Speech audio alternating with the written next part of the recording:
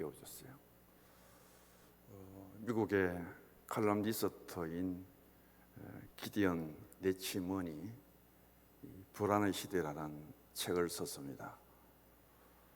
1778년부터 2008년까지 30년간 지금까지를 미국의 사회를 중심으로 세계사를 돌아보면서 책 제목을 불안의 시대라고 정했습니다.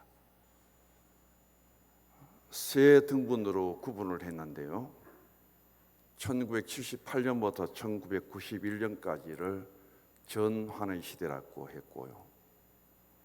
또 1991년부터 2008년까지를 낙관의 시대라고 그렇게 기록합니다.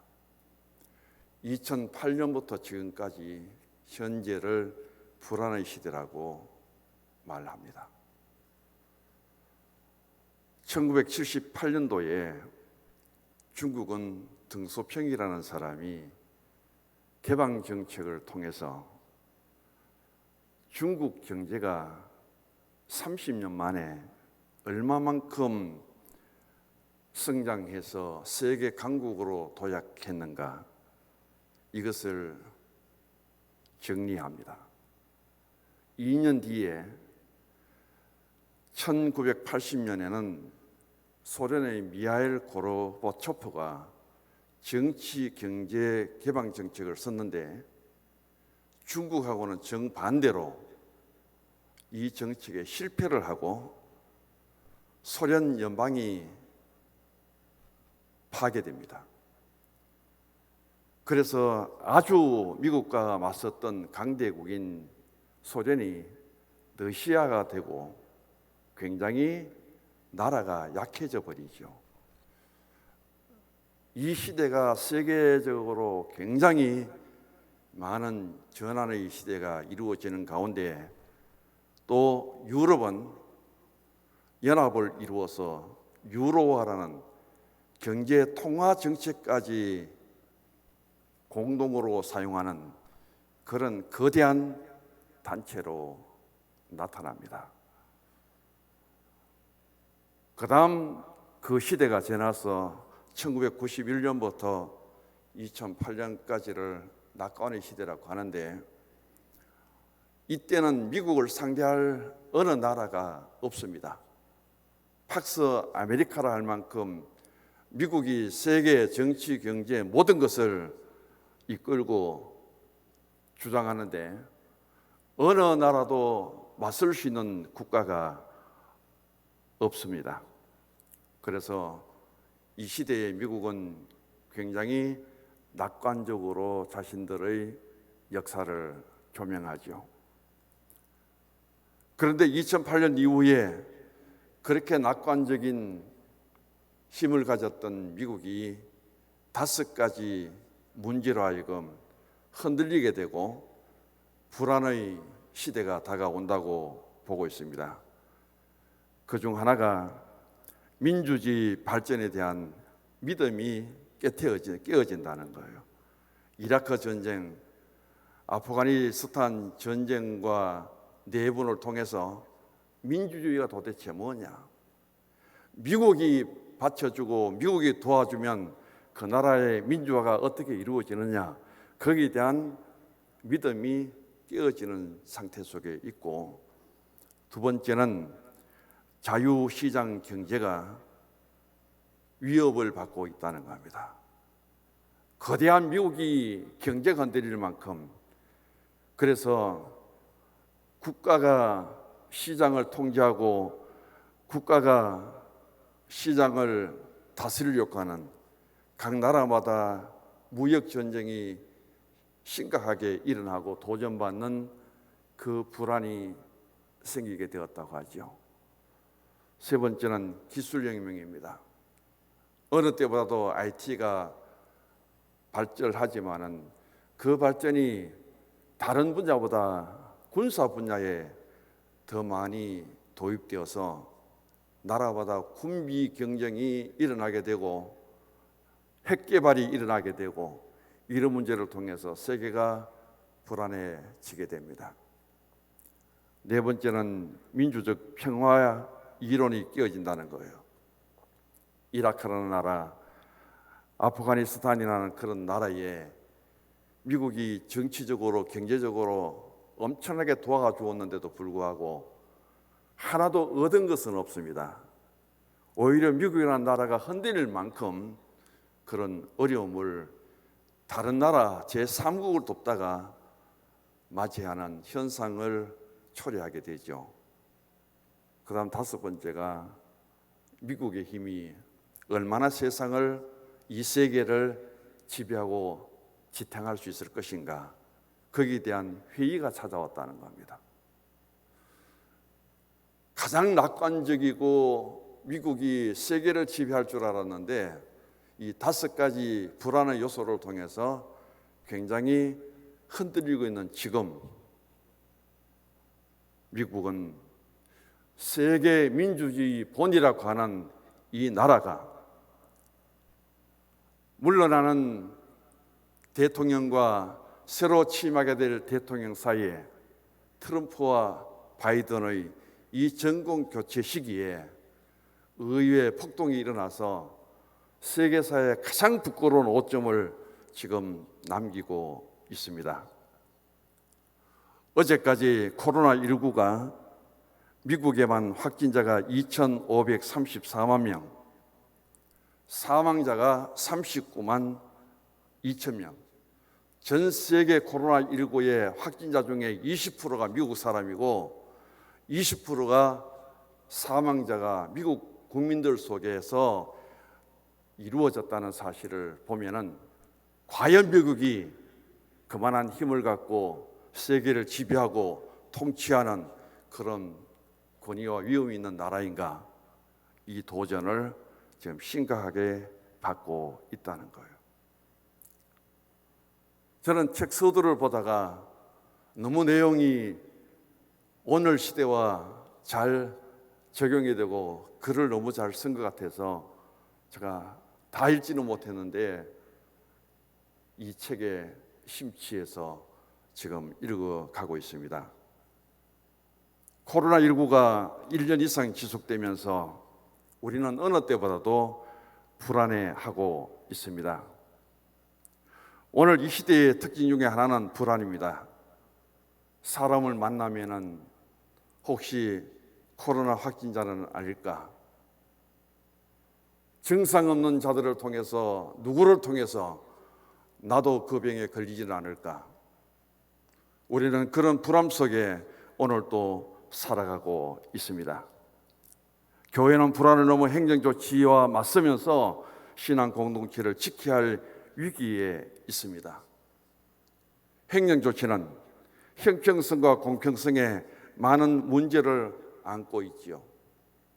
노래 연습장, 음식점, 실내 체육시설, 이런 데는 매일 모이는데도 밤 11시까지 허락하고, 교회는 일주일에 한 번 모이면서 서로 마주보지도 않고 방역수칙을 지키고 마스크를 끼고 거리를 두고 있는데도 불구하고 일주일에 한 번 모이는 예배까지도 무슨 행정명령을 통해서 모이지 못하도록 하는지, 자기 말을 듣지 않는다고 교회를 폐쇄하고 교회 운영을 중단시키고, 오늘 아침에도 제가 부산 세계의 교회에 유튜브에 들어가 봤습니다. 교회 마당에 이 추운 날 그들은 그 큰 교회, 좋은 교회를 두고 교회 마당에서 지금 예배를 드리고 있습니다. 왜? 교회가 폐쇄되었기 때문에.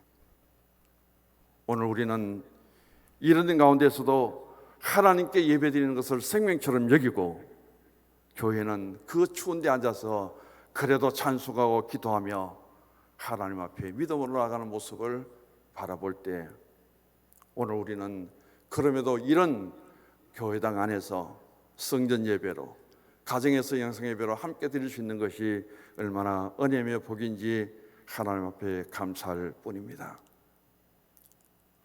병원에서 검진을 받을 때마다 때로는 불안합니다. 통증이 다가오면 혹이라도 암에는 걸리지 않았을까, 그렇게 불안하고 두려운 삶을 우리는 살아갑니다. 현재 정권 속에 집값이 폭등합니다. 열심히 살아보고 열심히 일해도 언제 기본적인 소득을 통해서 아파트를, 집을 구입할 수 있을까? 서민들은 날마다의 삶이 불안할 수밖에 없습니다. 코로나19로 하여금 영업이 안 되는 경우에 문을 닫고 직장을 잃을까 봐 불안해하는 사람, 북한은 핵 보유국으로 한국을 핵인질로 잡고 있어서 우리는 그것도 안보 외교적으로 불안을 늘 경험하며 살아갑니다. 10대는 진학, 20대는 취업, 30대는 결혼, 40대는 노후, 50대, 60대가 되면 건강에 대해서 불안을 느끼고 살고 있는데 우리는 뜻하지 않는 코로나19를 통해서 더 큰 불안 속에 있음을 우리 모두가 경험하고 있습니다. 인간의 삶 속의 불안은 어제 오늘의 문제가 아닙니다. 생명이 유한하기 때문에, 능력의 한계를 가진 육체를 가졌기 때문에 인간의 삶은 처음부터 마지막까지 불안의 연속입니다. 처음 가는 낯선 길을 자동차를 운전해서 찾아가라고 한다면 참 불안할 수밖에 없습니다. 복잡한 길을, 그 지역을 어떻게 물어서 가고 내가 얼마나 찾아갈 수 있을까요? 이런 우리의 불안을 해소시켜주는 도구가 있습니다. 바로 내비게이션이라는 것이죠.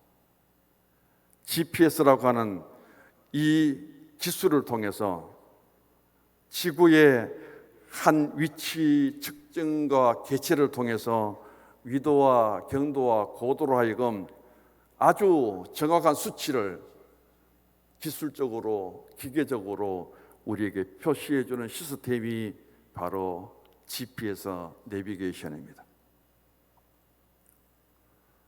세 가지의 특징이 있습니다. 역할을 하고 있습니다. 첫 번째는 빠른 길을 알려줍니다.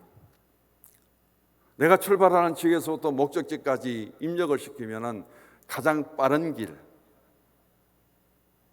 그 길을 제시해주고 있습니다. 두 번째는 안전하게 도와줍니다. 규정보다 속도를 빠르게 하면 너무 빨리 간다고 경고를 하고요. 커브길을 가면 조심하라고 안내를 해줍니다. 방지턱이 있으면 속도를 줄이라고 말합니다. 내비게이션 액정 화면을 보면 건물 이름, 상호, 학교, 교회까지도 그렇게 소개해주고 있습니다. 참 편리한 기계예요. 세 번째는 잘못된 길을 가면 다시 안내해 줍니다.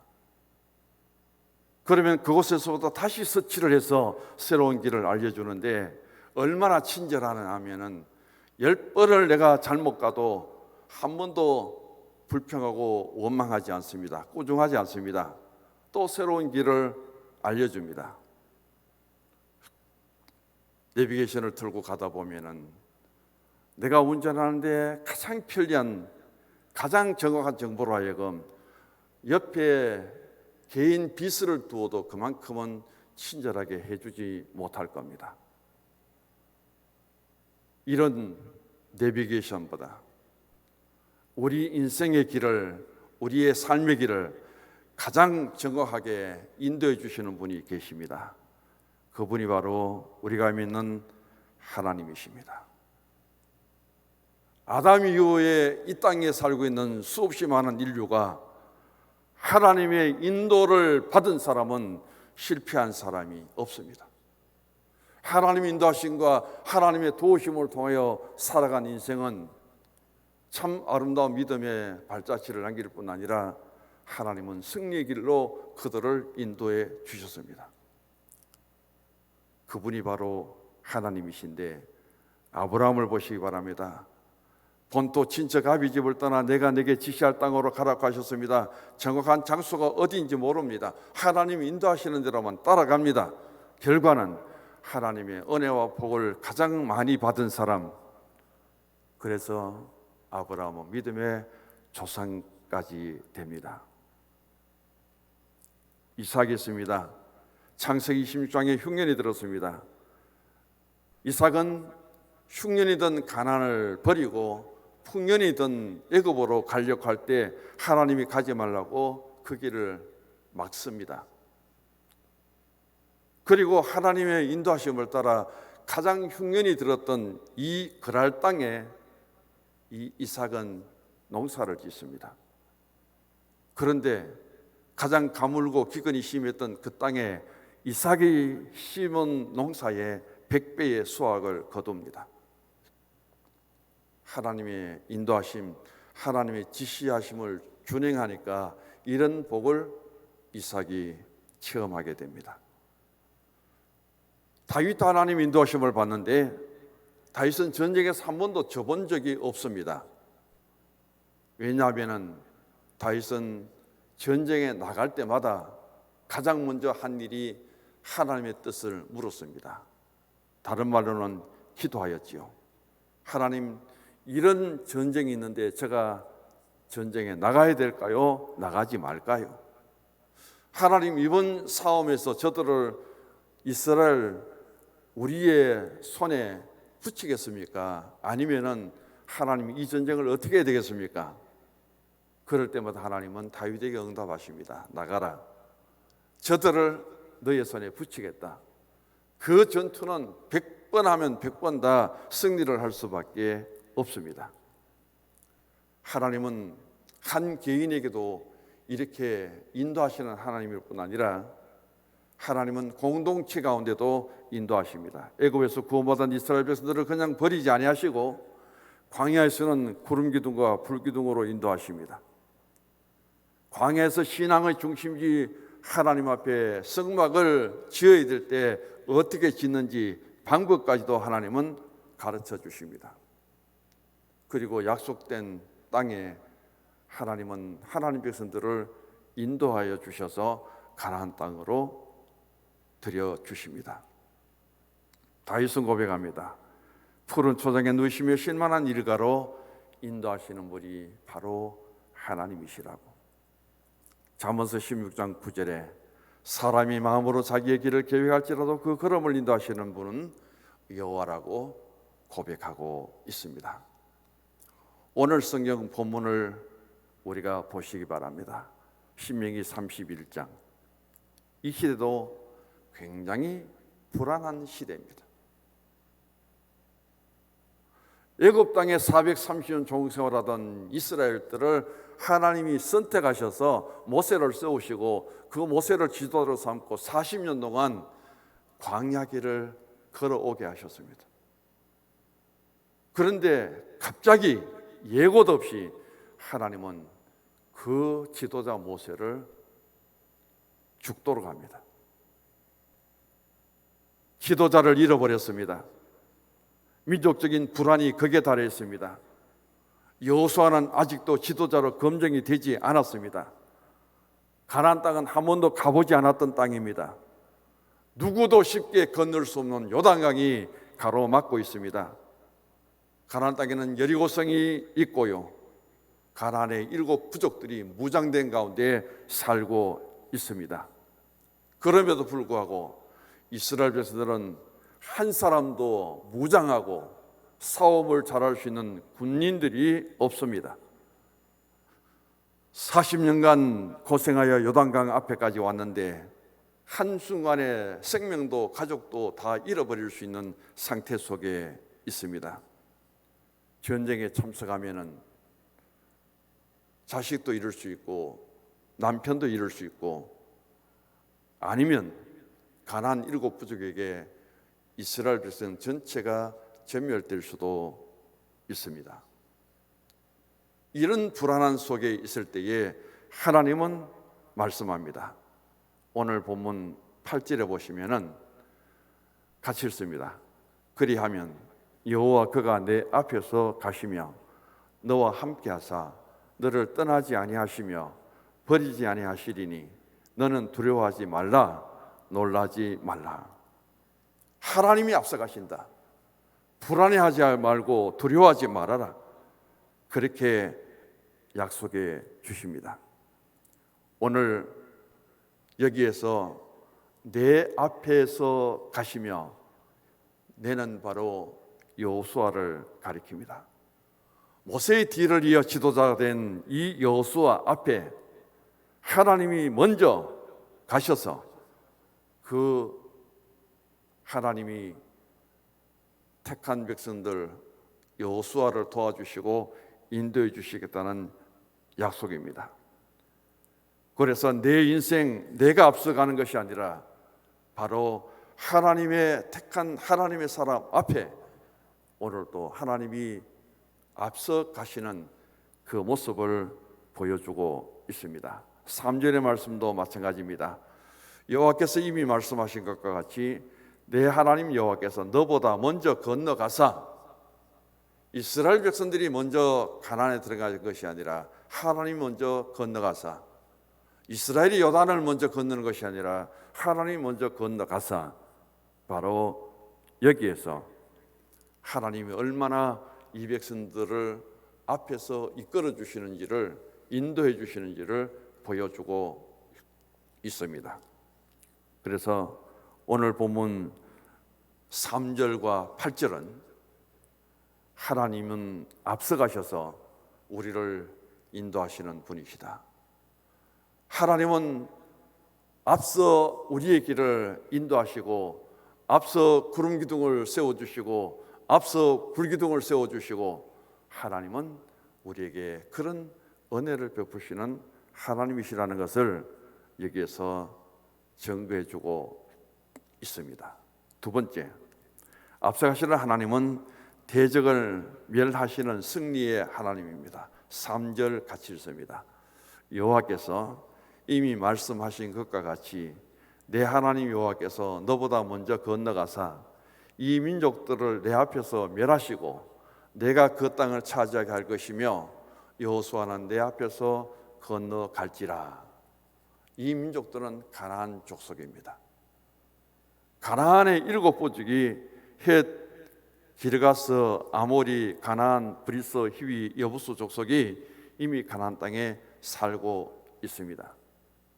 이 7부족을 여호수아가 여리고성을 점령하고 아이성을 점령하고 이 민족들을 전쟁을 통해서 승리를 하지만은 하나님이 멸해 주신다는 겁니다.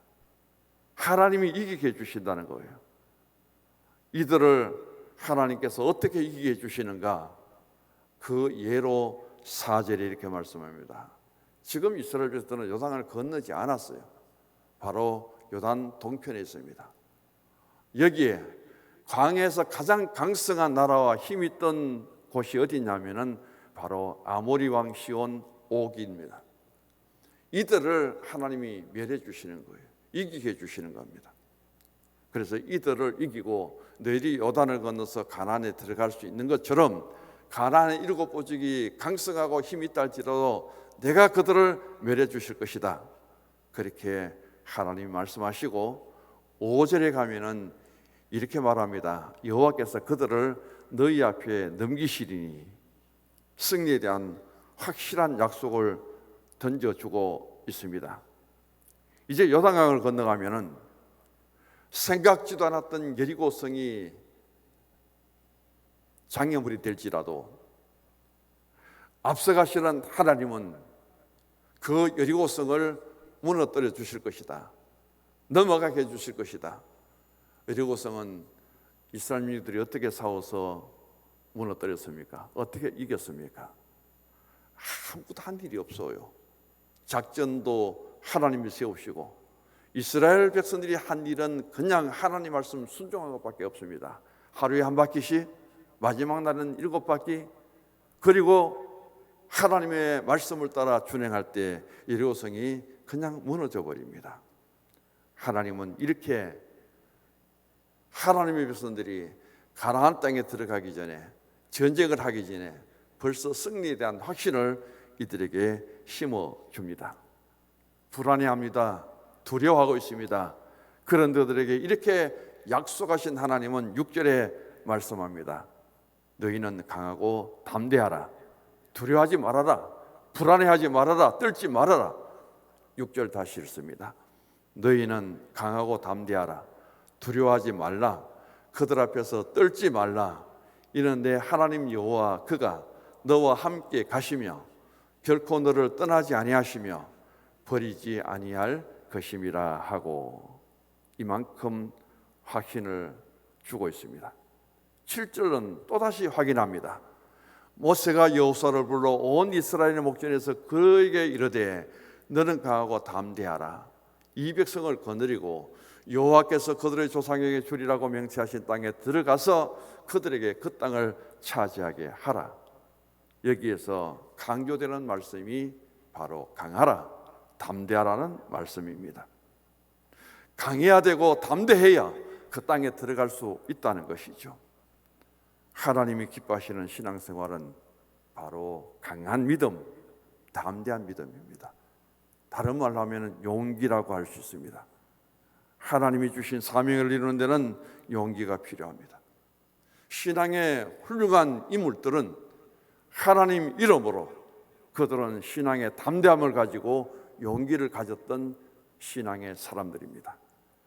다윗이 골리앗을 물리칠 때 용기가 없으면 결코 맞설 수 없습니다. 담대함이 없이는 골리앗을 맞설 수 없는데 물맷돌 하나를 가지고도 담대하게 여호와 이름으로 나갔을 때 그 다윗은 골리앗을 물리칠 수 있었습니다. 모세가 80세의 나이에 430년 동안 종생활하던 이스라엘 백성들을 이끌고 지도자가 된다는 것은 용기가 없이는 할 수 없는 결단이었습니다.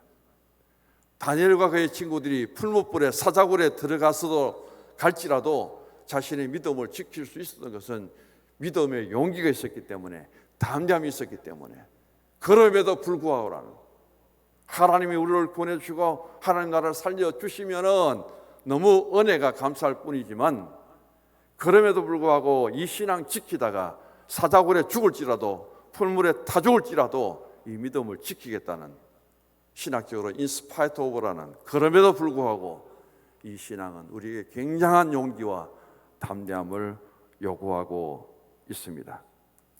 기드온이 300명의 용사로 그 미디안 백성들 14만 5천 명을 이길 수 있었던 것도 바로 용기 있는 믿음이 있었기 때문입니다. 에스더가 죽으면 죽으리라는 그런 각오를 가지고 나라와 민족을 위해서 금식하며 황후의 자리까지 내어놓고 신앙으로 결단하는 것은 바로 그런 신앙의 용기가 있었기 때문입니다. 2021년 한 해를 또 믿음으로 살아가는 우리들에게 코로나19를 통해서 여러 가지 행정 조치가 있고 우리의 환경이 어렵다 할지라도 이때 가장 필요한 것은 우리의 믿음의 용기입니다. 두려워 말라, 떨지 말라, 담대하라. 우리 주님의 주신 말씀을 따라 믿음으로 나아갈 때 주님이 우리에게 승리케 해주실 줄 믿습니다. 마지막으로 앞서가시는 하나님은 우리와 함께 하십니다. 6절의 말씀과 8절의 말씀입니다. 모세가 죽어서 지도의 공백이 생겨도 요단강의 앞에 놓여도 백성의 수가 많고 전쟁 경험이 없을지라도 전략 무기가 없을지라도 두려워할 필요가 없는 것은 바로 임마누엘, 하나님이 함께 하시기 때문입니다. 우리는 살아가는 삶 속에 많은 것을 경험하게 됩니다. 부모님이 같이 살다가 떠나고, 남편이 떠나고, 아내가 떠나고, 자식이 떠나고, 때로는 다 떠나 홀로 남을 수밖에 없는 것이 우리 인생입니다. 그러나 하나님은 항상 함께 계실 줄 믿습니다. 이 세상에뿐 아니라 천국 가는 그 길에도 주님은 함께 하십니다. 천국에서는 영원히 주님과 함께 살아갈 줄로 믿습니다. 그러므로 내가 세상 끝날까지 너희와 항상 함께 있으리라. 오늘도 주님은 그 말씀을 우리에게 약속해 주고 있습니다. 그리하면 여호와 그가 내 앞에서 가시며 너와 함께 하사 너를 떠나지 아니하시며 버리지 아니하시리니 너는 두려워하지 말라, 놀라지 말라. 세상이 아무리 변한다고 해도 오늘 우리의 신앙생활에 환경이 열어간다 할지라도 가나안 땅을 앞에 두고 두려워하고 포기하고 그렇게 하지 말아야 됩니다. 오늘까지 신앙의 여정을 달려온 우리들에게 천국은 우리 앞에 놓여 있습니다. 천국 가는 그날까지 신앙을 포기하지 말고 우리는 좌절하지 말고 예수 이름으로 다시금 일어나서 담대하게 예수 이름으로 한 걸음 한 걸음 더 나갈 수 있는 우리의 신앙이 될 수 있기를 원합니다. 결론적인 말씀입니다. 앞서가시는 하나님은 우리를 천국까지 인도하십니다. 앞서가시는 하나님은 우리의 대적들을 물리치시고 승리케 해주시는 하나님이십니다. 앞서가시는 하나님은 오늘도 내일도 영원토록 우리와 함께 하시는 임마누엘의 하나님이십니다. 그 하나님과 함께 2021년을 믿음으로 동행하며 감사하며 찬송하며 기쁨으로 주 앞에 나아가십시다. 하나님 아버지,